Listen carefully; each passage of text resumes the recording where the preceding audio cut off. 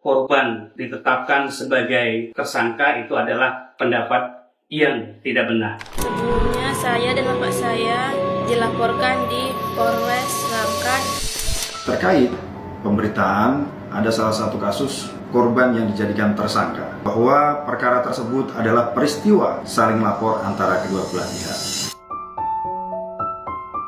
Saya Asot Profesor Dr. Roti Sahari SIMHUM selaku dosen Pascasarjana Universitas Muhammadiyah Sumatera Utara dan Ketua Kepakaran Ahli Asosiasi Profesor Dr.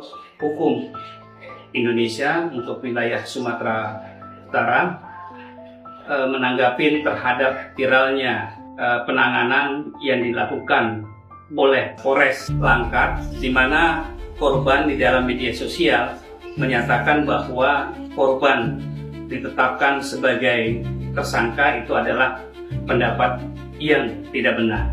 Berdasarkan hasil dari konstruksi perkara, saya mengamati bahwa penanganan perkara yang dilakukan oleh Polres Langkat terhadap peristiwa dimaksud pada saat ini berkas perkara telah dinyatakan lengkap oleh penuntut umum. Kemudian berkaitan dengan viralnya itu menyatakan bahwa korban yang ditetapkan sebagai tersangka adalah untuk melakukan pembelaan diri terhadap adanya ancaman terhadap dirinya.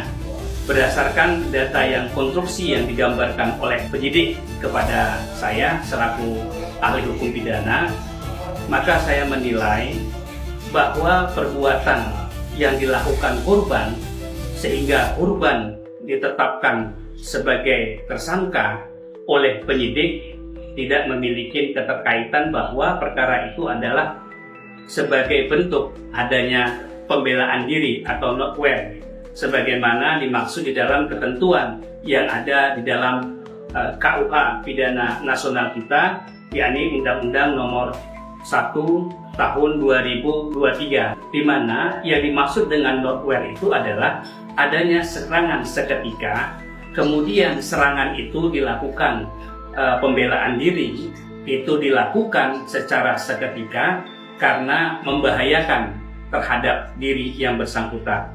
Nah, kemudian harus dilakukan secara profesionalitas dan juga dilakukan secara subsidiaritas. Namun, dari fakta-fakta yang digambarkan penyidik kepada saya, bahwa dalam perkara ini tidak dapat dikualifikasi sebagai adanya bentuk notwear korban, namun merupakan bentuk adanya kesengajaan.